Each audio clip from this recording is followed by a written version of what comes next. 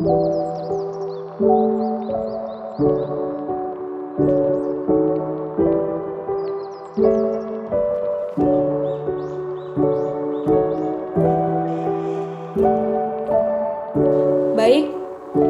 di sini saya akan menjelaskan kinerja mesin oven, di mana di sini terdapat rumus availability ratio yang dapat menghitung nilai availability mesin seperti operation time, loading time, dan dwell time, di mana nilai availability dapat dirumuskan dengan availability ratio sama dengan loading time dikurang dwell time per loading time dikali 100%. Loading time adalah waktu yang tersedia per hari atau per bulan dikurangi waktu downtime atau biasanya dirumuskan dengan loading time sama dengan total availability dikurang planned downtime, di mana downtime adalah mesin yang berhenti beroperasi akibat kerusakan mesin atau peralatan saat memproduksi bahan pangan. Di sini terdapat efisiensi pada mesin oven. Indonesia merupakan negara tropis yang berada di daerah khatulistiwa.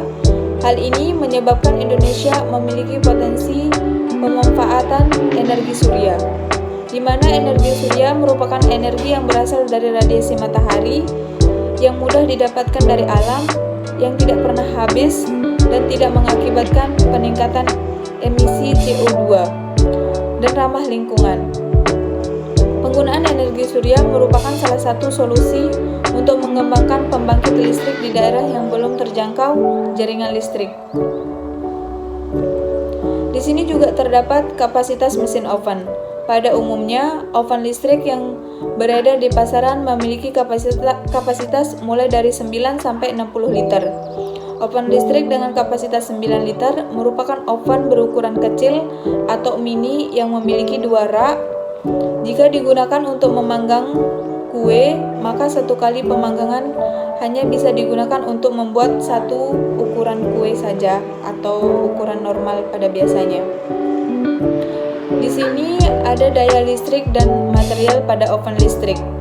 Saat ini oven listrik di pasaran memiliki daya listrik minimal 400 watt untuk penggunaan satu elemen panas. Namun, bila Anda memiliki oven listrik yang lebih besar melebihi 400 watt, maka efisiensi penggunaan listrik maksimal hanya 570 watt saja.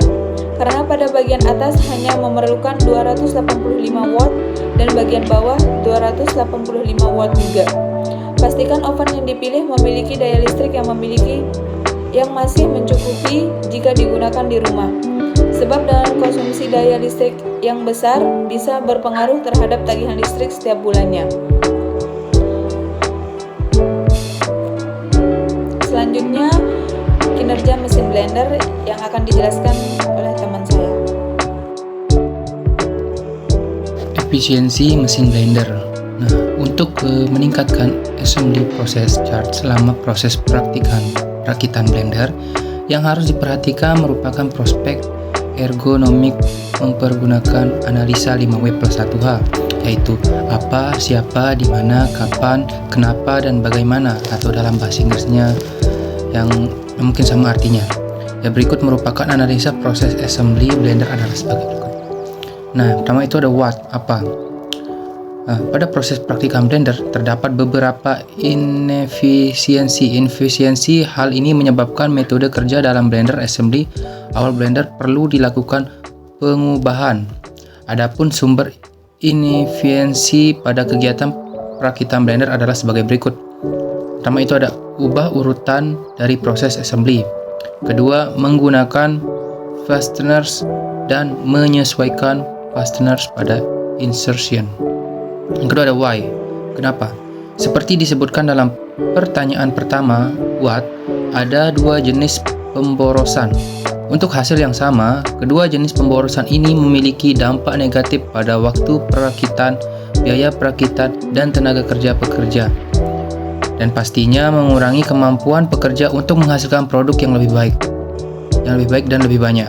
Oleh karena itu, mengapa perlu ditingkatkan sehingga bisa mengoptimalkan sistem produksi yang tersedia untuk memproduksi jumlah.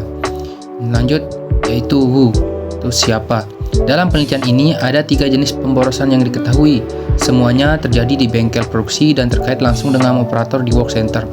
Yang pertama, kemudian dapat dilakukan perbaikan pada pekerja dan memberi mereka panduan tentang cara bekerja dan mengatur sistem kerja.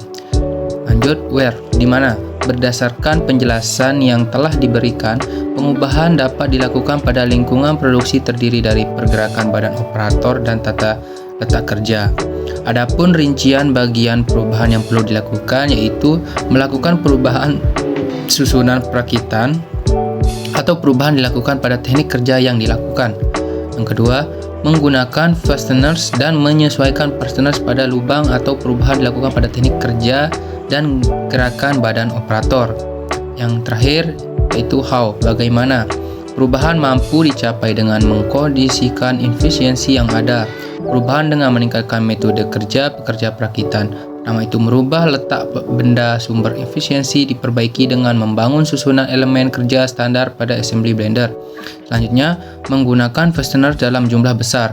Sumber efisiensi diubah dengan perbaikan struktur dan susunan desain pada beberapa bagian yang menyebabkan penggunaan fastener dapat diperkecil.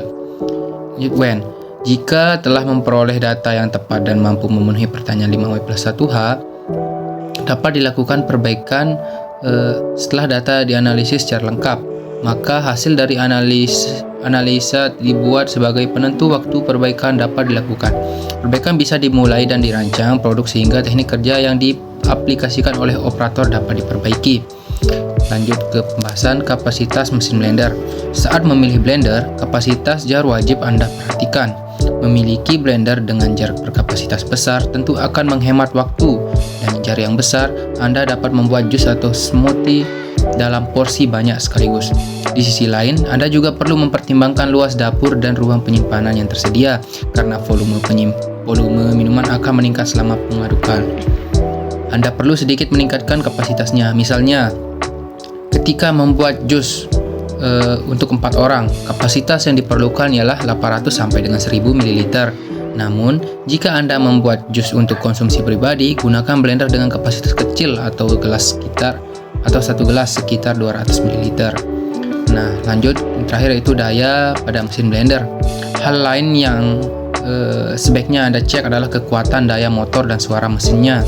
Daya motor menentukan kekuatan blender dan suara blender menentukan kenyamanan Anda pada saat menghaluskan makanan. Daya motor atau kekuatan putaran blender dilambangkan dengan satuan RPM atau revolusi per menit. Namun, tak semua seller menuliskan besar RPM dari blender yang dijualnya. Dalam hal ini, Anda dapat memeriksa jumlah watt yang dibutuhkan blender. Biasanya makin besar jumlah wattnya, maka semakin kuat daya putar dari pisau blender tersebut.